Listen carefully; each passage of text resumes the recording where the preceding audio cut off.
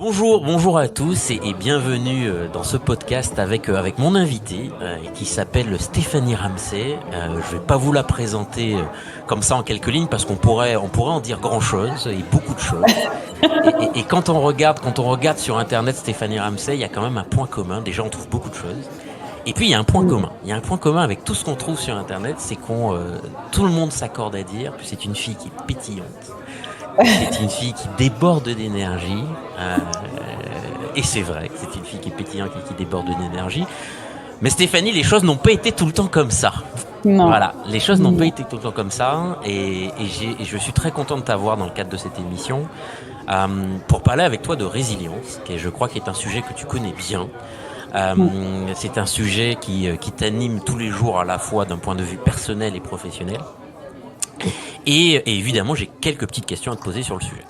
Ok, ça me va très bien. Déjà, Stéphanie, comment vas-tu? Bonjour et comment vas-tu? Alors, bonjour Stéphane, ça va super bien, malgré un temps qu'on pourrait dire pas très terrible. Ouais, Moi, j'adore cette saison, donc ça me va. ça te va. Et non, je vais super bien. Ouais, je suis très contente d'être là et de parler d'un sujet qui m'anime au quotidien, en fait. Qu'est-ce qui t'a amené à parler ou quand tu dis ça t'anime, ça t'évoque quoi? C'est finalement ce sujet, la résilience. Qu'est-ce qui t'a amené à ça? Ce qui m'a amené à la résilience, c'est alors il y a plein de choses. On a tous une histoire. Hein. Ouais. J'ai une histoire assez particulière et ce qui m'a amené à un point, Hmm. j'ai envie de te dire de non-retour. Ça a été en 2015 où ça faisait 3 ans que j'acceptais, parce que j'avais une part de responsabilité, de subir du harcèlement moral de la part de mes deux managers. Et j'ai fait un énorme burn-out avec de très belles pensées suicidaires. Wow. Et en fait, c'est un médecin qui m'a dit, au lieu de me dire, alors déjà c'est mon conjoint qui m'a littéralement sauvée. Et quand on est arrivé à l'hôpital, le médecin m'a dit mais vous êtes malade. Mais en fait, mais comment c'est possible d'en arriver là? Wow. Mais moi, je veux pas de ça pour vous. Ouais. Pour vous, ce que je veux, c'est que demain vous retourniez au bureau, que vous leur disiez fuck, désolé pour Ouais. l'expression, et que vous gardiez la tête haute. Wow. Ça va vous servir pour toute votre vie. Ce qu'ils ont réussi à faire, Ouais. ce qu'ils ont réussi à retourner dans votre cerveau, je veux que ça vous serve pour toute votre vie. Hmm. Mais tu sais que c'est dans la période que nous vivons tous que c'est une qualité exceptionnelle ce que tu as développé, hein, parce que en ce moment où il y a le Covid, où les gens s'inquiètent, je lisais récemment que 82% du monde entier est sous anxiété. Anxiété professionnelle, anxiété personnelle, tout le monde s'interroge, c'est un peu la confusion, l'incertitude. Et les qualités de résilience sont des qualités qui sont indispensables aujourd'hui. Alors, moi, je crois que c'est indispensable. Je crois que je l'ai en moi depuis assez longtemps. Je crois que ça se cultive aussi. Ouais, J'ai un papa qui m'a toujours dit un truc, un genou à terre, pas deux. ouais, Et tu peux avoir les genoux à terre, tu peux avoir les deux, tu peux être complètement au fond du gouffre. Mais à un moment donné, cette expression veut dire il y a forcément, il faut que tu te relèves. ouais. T'as pas le choix. La vie, elle est courte. On n'est pas là pour longtemps. Moi, clairement, je suis pas là pour souffrir dans ma vie. Hmm. Et j'ai fait depuis ce moment-là, j'ai un point d'honneur où je m'amuse, je m'éclate dans ma vie. J'en ai besoin. Ouais. Et puis, je crois que ça se cultive. Hmm. Plus tu gardes cet état d'esprit en te disant que moi, je pars du principe que il peut m'arriver n'importe quoi, je me relèverai toujours. Ouais. Et j'aurai toujours, je serai toujours entourée, j'aurai toujours quelqu'un, Hmm. je serai toujours là, Ouais. j'aurai toujours la niaque, j'aurai toujours mon humour, mon envie. Je vois pas comment, après ce qui s'est passé, après tout ce que j'ai vécu, parce que je rentre pas dans les détails, mais ça a été très loin. Comment ça, quoi que ce soit peut m'atteindre, je refuse. Ouais, ouais, mais ça va intéresser tous ceux qui vont nous écouter parce qu'en ce moment, moi, je rencontre beaucoup de gens qui vivent beaucoup de difficultés, qui doivent affronter beaucoup de difficultés, sont dans une forme et face à l'adversité, si on n'a pas une qualité de résilience, c'est compliqué. Et ce que tu as développé va particulièrement les intéresser parce que je crois qu'à l'issue de notre entretien, ils pourront repartir avec quelques astuces. Voilà, issues de ton expérience sur ce que tu as vu, ce que tu as compris, ce que tu fais, ce que tu mets en œuvre pour les aider finalement et qui pourrait les aider finalement à se dire mais Stéphanie Ramsey elle fait ça. Elle fait ça l'aide et peut-être que ça peut aussi les aider. Et j'espère. Mais écoute, après c'est ma petite expérience. Ouais, mais je pense que toutes ces expériences sont super précieuses et c'est grâce à ces petites expériences finalement qu'on s'enrichit tous finalement. Ok. Je voudrais qu'on parle déjà parce qu'aujourd'hui, quand on regarde ton profil sur Internet, on voit que tu es quelqu'un tu es une personne très active. Qui fait beaucoup de choses avec ton agence de communication, ton magazine, on voit surtout ton sourire partout, etc. Donc, on devine que tu es quelqu'un qui est très entreprenant. Et je me dis mais elle doit quand même avoir une sacrée dose de stress quand même de temps à autre quand même à gérer avec l'ensemble de tes activités. Comment tu fais quand justement la pression est forte, quand tu te sens submergé, comment tu fais pour à la fois évacuer le stress et reprendre le contrôle? Je me parle énormément. Alors, en ce moment, je vais raconter ma vie là, mais j'ai décidé de faire du sport avec un coach parce que j'ai aucune volonté très clairement et que je suis un peu fainéante sur les bords, je crois. Ouais. Qu'en tout cas toute seule, j'y arrive pas. D'accord. Je sais pas si je suis fainéante, mais en tout cas toute seule, j'y arrive pas. Okay. Et en fait, il me dit, mais je vois pas pourquoi je suis là. Alors Sofiane, si tu nous écoutes, bisous. Mais il me dit, mais je comprends pas. En fait, tu te parles toute seule. Je suis tout le temps, mais il faut me voir. Hein. Allez, tu lâches pas. Mais Stéphanie, mais bordel, mais vas-y plus. Et en fait, tu sais, on a toujours cette petite voix négative. Complètement. Hein, on a toujours cette voix négative qui nous dit ah t'as pas fait assez, ah t'aurais pu faire mieux, ah t'aurais pu faire différemment. Et en fait chez moi alors je sais pas, hein, je suis peut-être schizophrène ou je sais pas, comme tu veux, mais en tout cas ça fonctionne bien ce petit duo se parle, c'est-à-dire que quand la petite voix négative elle parle, on l'écoute, elle a le droit d'exister, elle est là, et après on va essayer de contrebalancer. Mais ça c'est il faut être dans une disposition mentale et faut prendre conscience qu'elle est là, cette petite voix, en fait. Tu vois, à chaque fois que tu as un moment où tu te dis c'est nul, c'est pas machin, là, et attends, ok, donc là, elle est en train de parler, écoutons-la. Ok, d'accord, j'entends. Ceci étant, quand même, on peut se féliciter un peu de notre journée. On peut se dire que on a au moins fait une tâche dans notre journée. Ouais, on n'en a pas fait qu'une. Donc, et en fait, je me parle énormément. Je parle aussi beaucoup à mes collaborateurs, beaucoup. J'ai besoin d'échanger. Alors, on entendra beaucoup de choses sur le fait de manager et ce qu'on peut dire ou ce qu'on peut pas dire. Moi, je parle. Je pars du principe que sur mon visage, tu vas le voir quand ça va, tu vas le voir quand ça va pas. Et c'est important aussi pour toi de savoir. Et peut-être que toi, à ton niveau, tu vas pouvoir m'aider aussi à relativiser les choses. Et puis je bouge beaucoup. J'ai besoin de bouger. Donc tu vois, en réunion, donc là on est dans une de nos salles de réunion. Il est pas rare que au beau milieu d'une réunion, parce que je sens que la pression est en train de monter, on me connaît. Hein. Je me lève. Là maintenant, les gens le savent. Je me lève, je fais le tour de la salle. Ouais. Donc il faut que tu bouges. Et ça t'aide à gérer le stress. Et moi je retiens, il faut que tu parles, il faut que tu exprimes ce que tu ressens. Oui. Il faut pas que ça reste en moi. Ce qui est sympa, c'est que tu te l'exprimes à toi-même. Ça, c'est marrant. Ouais. Parce que à un moment de ma vie, à un petit moment de ma vie, une période, je me suis sentie très seule, physiquement et mentalement, ou enfin bref comme tu veux, personnellement et professionnellement. Et au final, tu te rends compte que qui va te pousser, qui va t'aider, qui va te faire sortir de ton lit, même si tu vis avec quelqu'un. Ouais, c'est sûr. Il y a personne qui va te pousser. Non, c'est à toi de le faire en fait. Et si t'as pas compris ça, si tu comprends pas, alors forcément, hein, on ne naît pas ni ne meurt pas seul. Je connais plus cette expression, mais je suis pas toute seule.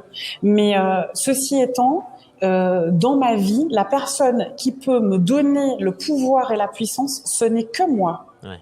Il y a personne d'autre qui peut me le donner ni me le reprendre. Ça, je l'ai appris il y a 5 ans. D'accord. Donc ça, je me le donne, je parle énormément, je me pousse, et puis je suis très compétitrice, donc je refuse en fait que de trop me laisser aller. J'accepte ces moments-là où ça va pas, où je suis submergée, et quand c'est ça, bah, je me dis ok, tu vas marcher, tu lis, tu regardes une série. Moi, ça peut m'arriver sur une semaine de pas foutre grand chose. Désolée pour les clients qui m'écoutent, hein, mais parce que tu as besoin de ça tout simplement. Et parce que si tu fais pas cette coupure là, t'es pas productif. Et puis tu te fais pas du bien à toi-même. Et donc donc c'est comme ça que tu te recharges, toi. Donc toi, quand tu te recharges, tu as besoin de ces moments où tu ne fais rien. Soit je ne fais rien, ou soit je fais énormément de choses. Par exemple, tu vois, le matin, je peux pas commencer ma journée si la maison, elle est pas un minimum nickel, quoi, tu vois, un minimum. Il faut que j'adore faire la vaisselle, par exemple. Je me suis découvert une passion vaisselle, quoi. On avait quand même un lave-vaisselle qui est tombé en panne il y a 2 ans, et depuis, je fais la vaisselle. Je suis à la vaisselle. Mais qu'est-ce que ça t'apporte, ça, justement, le fait de faire la vaisselle comme ça t'apporte quoi sur ton bien-être personnel? Je me nettoie, je pense. Je me nettoie intérieurement, tu vois, tu vois. Ok, donc en lavant les assiettes, t'as le sentiment de laver ton esprit, c'est ça? Ouais. Le mouvement, ça fait, et puis c'est pas quelque chose d'intellectuel, très clairement. Mes métiers sont très intellectuels. Du coup, t'as pas besoin de réfléchir beaucoup pour savoir comment nettoyer une assiette ou un verre. Et donc, du coup, ce mouvement, et puis l'eau, j'aime bien entendre l'eau couler. Alors bon, je respecte la nature, donc j'essaie de pas trop la faire couler, mais j'aime bien ça, ce contact avec l'eau. Et une dernière chose, j'ai appris ça quand je teste beaucoup de choses, donc j'ai une sophrologue, en hypnothérapie, j'adore l'hypnose. D'accord. En hypnothérapie, on m'avait appris à m'auto-hypnotiser et à avoir la safe place. Donc le lieu de sécurité en quelque part, je ne saurais pas le dire.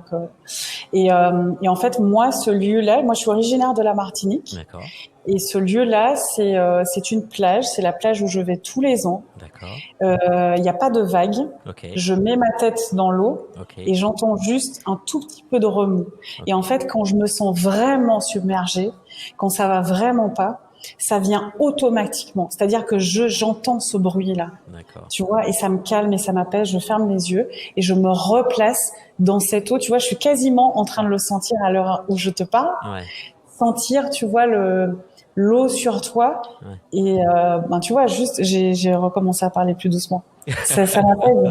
Ça t'apaise. C'est ta visualisation positive, quoi. Ouais, exactement. Ok. Mais bon, c'est vrai que tu fais beaucoup de choses. Tu nous as parlé de comment tu récupères ton énergie. Il y a des moments où tu fais rien. Ce moment vaisselle que tu fais, je trouve ça vachement sympa. Mais comment tu fais, et notamment cette question est importante parce qu'en ce moment il y a beaucoup de confusion dans ce qu'on vit en ce moment, et notamment avec la crise sanitaire. Comment tu fais pour rester concentré justement sur tes activités et ne pas te laisser distraire? Comment je me laisse Alors, je me chronomètre. Ah oui. Ouais, je me chronomètre. En fait, ça fait rire en plus. Ouais, non, mais ça me fait rire parce que si tu vois mon agenda, tu te dis, mais elle est pas bien, en fait. C'est vrai que j'avoue, dans une journée, je peux me dire, mais ça va pas, mais pourquoi j'enchaîne autant de choses? Mais à la fin de la journée, je suis satisfaite parce qu'au moins, j'ai fait ce que j'avais décidé de faire.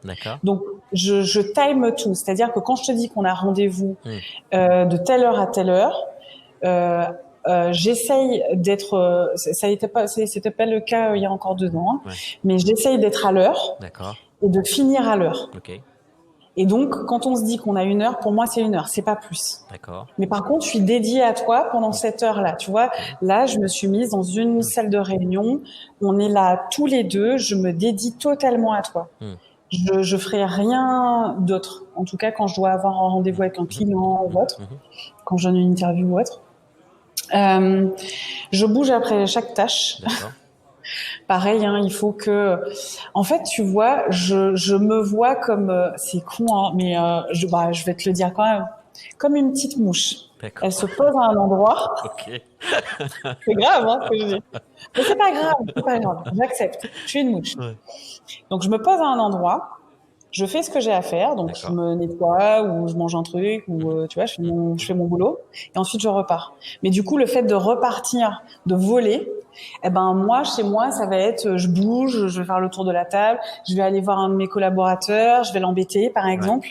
Je vais faire, je sais pas moi, je vais aller voir mes voisins parce qu'on est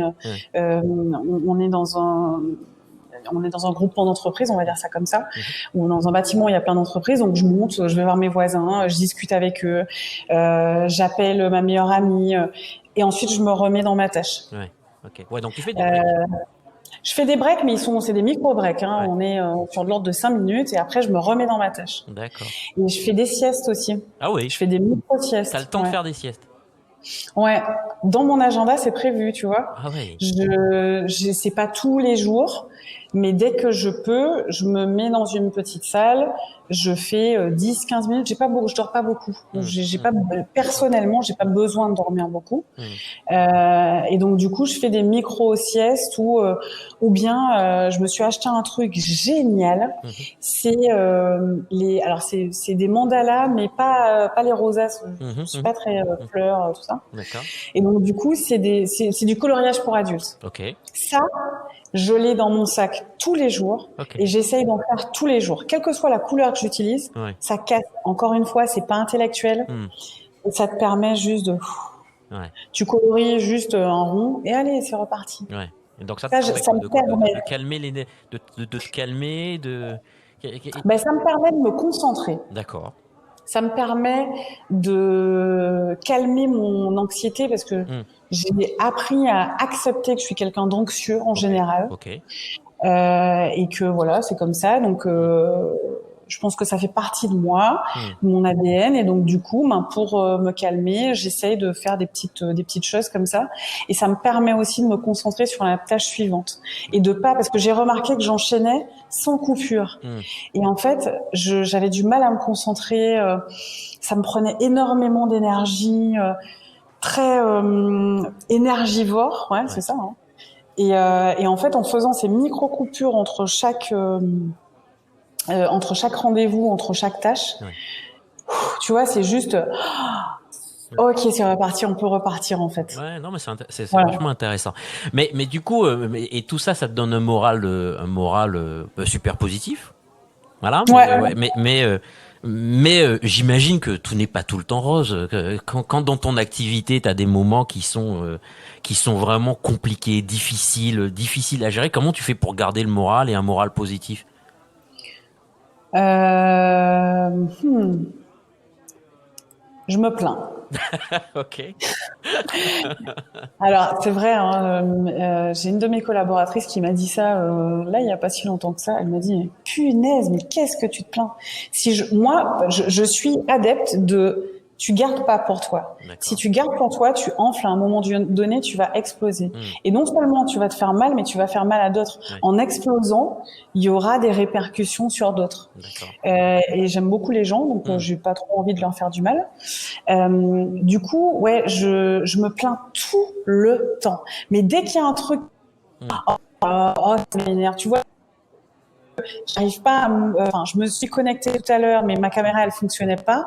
Je me suis tant pis ce que tu penses de moi, ça c'est pas mon problème en quelque part, ça c'est toi et ta façon de me voir. Je peux pas. Par contre, je n'entends pas de me plaindre. Ensuite, j'appelle souvent mon père pour lui dire. pour parler. Mon père m'a beaucoup aidé dans tous les business que j'ai montés. M'a aidé à arrête là de divaguer. Ok, oui, le genou à terre, qu'est-ce qu'on a dit? Pas deux. Donc, qu'est-ce qu'on fait? Mon père est très dans l'action. C'est bien, ouin, 2 minutes, mais comment on fait? Donc ça, j'en ai besoin de temps en temps. Et t'as aussi besoin de pleurer, tout simplement. Ça m'est arrivé il y a une semaine d'arriver au bureau, sur le parking, lâcher les os, j'ai envie de te dire. Pas parce que je vais mal. Moi, je suis vraiment partisane d'accepter, d'assumer, en fait. Tu sens que t'es envahi par quelque chose, laisse-le faire. Alors, je te dis pas de le faire devant tes clients qui vont rien comprendre et qui vont limite te prendre pour une folle. Mais à un moment donné, moi, je pars du principe que je ne me refuse rien. Et je me refuse pas d'avoir de la peine. Et voilà, quand t'as tout fait pour que telle ou telle mission se passe bien, et puis que il y a une petite pierre, et cette petite pierre c'est rien, mais en fait il y a eu tellement de stress et tellement d'énergie qui ont été dépensées que t'as juste besoin de larguer, en fait. Donc ça, je fais beaucoup ça. Et puis c'est à peu près tout. Je parle. Et j'accepte les émotions et je les laisse passer. Si j'ai envie de taper dans un mur, je peux taper dans le mur, mais je vais taper dans un coussin, ou tu vois, j'évacue, en fait.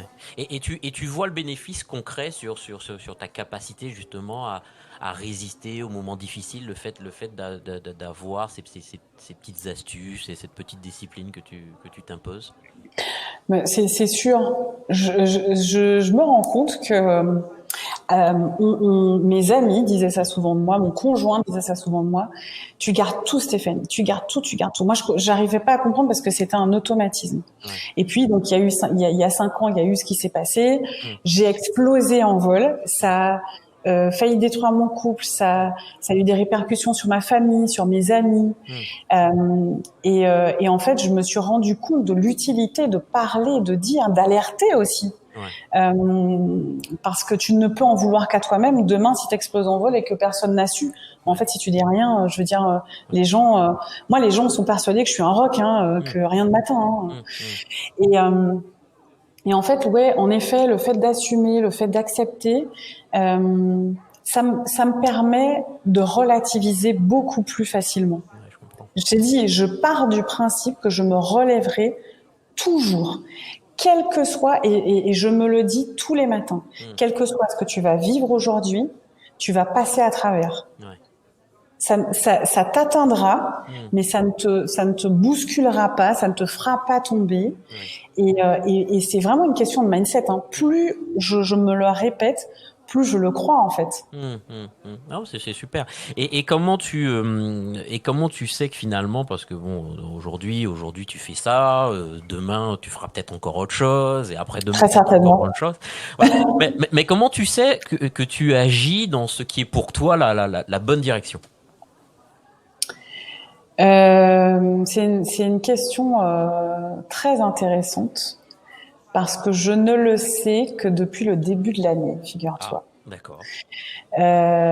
Parce que je prenais pas le temps de tu vois, je suis quelqu'un, j'avance, et je prenais pas le temps de me poser la question. Et le 31 décembre 2019, l'une de mes mentors m'a dit: je crois que la seule chose que tu n'as pas réussi à faire dans ta vie, c'est à te préserver. D'accord. Et quand on te dit ça, tu te dis, attends, je m'habille bien, je prends soin de moi. Non, c'est pas ça. C'est pas une question de faire du sport, de manger bien ou machin.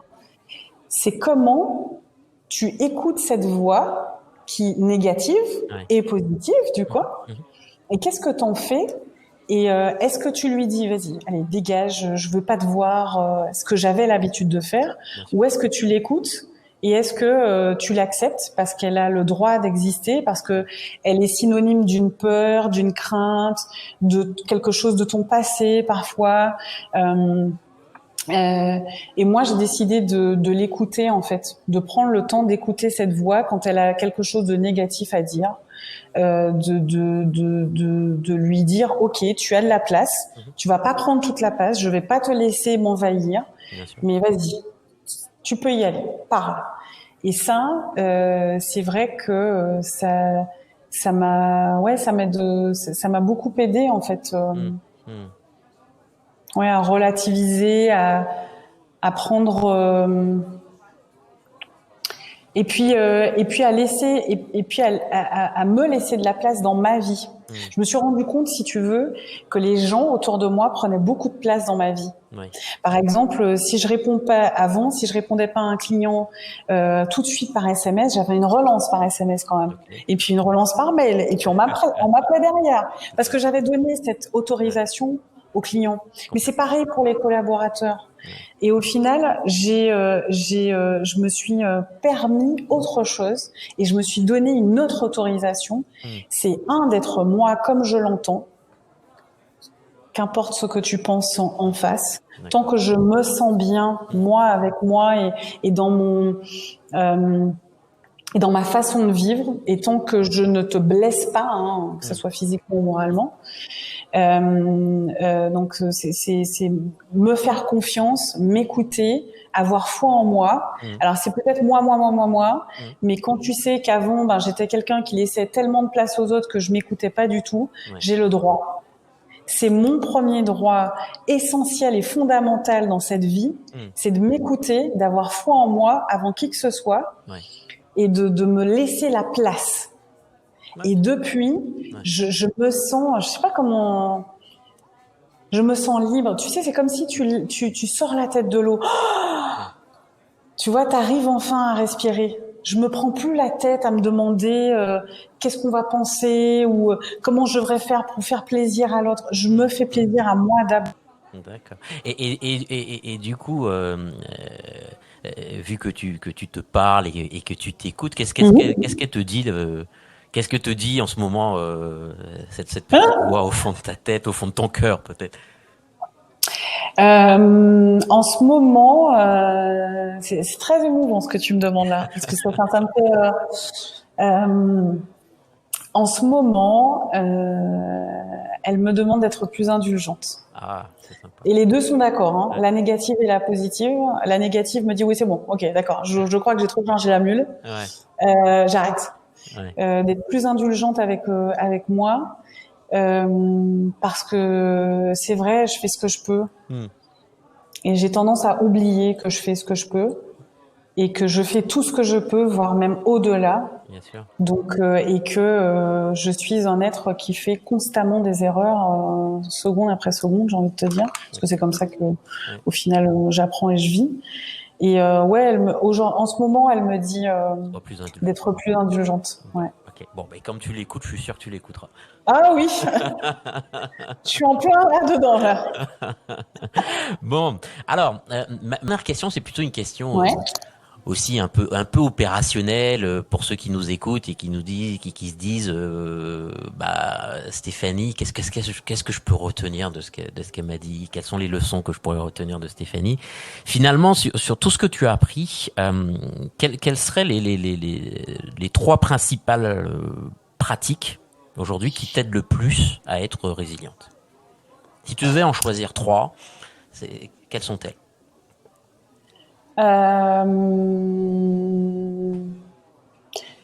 Se parler, D'accord. s'écouter, se parler sincèrement, être sincère avec soi. D'accord. Dans le sens où si tu te connais vraiment, si tu connais vraiment tes vulnérabilités, tes défauts et tes qualités, tu connais tes limites et tu sais vers quoi tu peux aller. Ou c'est un peu de l'intuition en fait, c'est aussi du bon sens. Écoute ton intuition, écoute-toi et parle-toi. Prends le temps de te parler et de t'écouter. Je dirais aussi, moi j'essaye de retrouver le plaisir partout. Ok. Partout. Donc essayer de prendre du plaisir. C'est vraiment prendre le temps de prendre du plaisir. essayer de rire, faire des blagues, même si elles font rire que toi, c'est pas grave. Ok. Rire, sourire, même parfois, je me souviens que au beau milieu de mon burn-out, là où j'étais vraiment au bout du bout, je me forçais à sourire tous les jours. Je me regardais dans le miroir. Ouais. Et à un moment donné, forcément, tu te trouves un peu bête, hein, Ouais, donc tu ouais. vas sourire et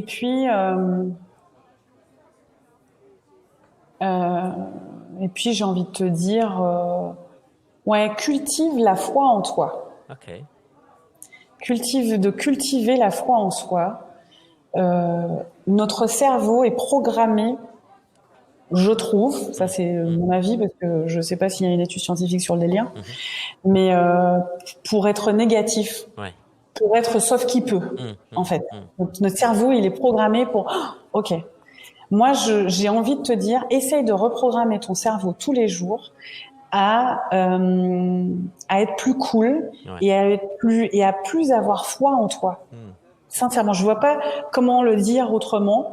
C'est tu as des talents, tu as des qualités, tu mérites d'être là. Moi, je me le dis tellement souvent. Je mérite d'être sur cette terre. J'ai le droit d'être ici. J'apporte des choses au monde, que ça soit ça ou ça. J'ai le droit et j'apporte. J'ai quelque chose à offrir au monde. Il y a bien quelqu'un qui va être sensible à ce que j'ai à lui apporter. Le reste du monde, tant pis. Mais il y a au moins une personne que je vais réussir à sensibiliser. D'accord. Bon, ben voilà. Si Donc, cette personne, ça peut être moi. Donc on se parle, on s'écoute. Ça, c'est ta première recommandation, ta première Ouais. pratique qui t'aide. La deuxième, c'est ose te faire plaisir. Ouais. Ose te faire plaisir. Ose te Mince, faire quoi. plaisir. Et la troisième, c'est aie foi en toi. Et foi en toi. Et foi en toi. Bon, Ouais. je pense que ces trois pratiques vont être utiles à tous ceux qui nous ont écoutés. J'espère. En tout cas, Stéphanie, je te remercie pour ta simplicité, ton authenticité, ta bonne humeur, ton sourire. Voilà. Et puis, Avec plaisir. et puis à bientôt pour de nouvelles aventures. Ouais. À très bientôt, Stéphane. Merci beaucoup de m'avoir invité. Merci Stéphanie, à bientôt. Ciao, ciao.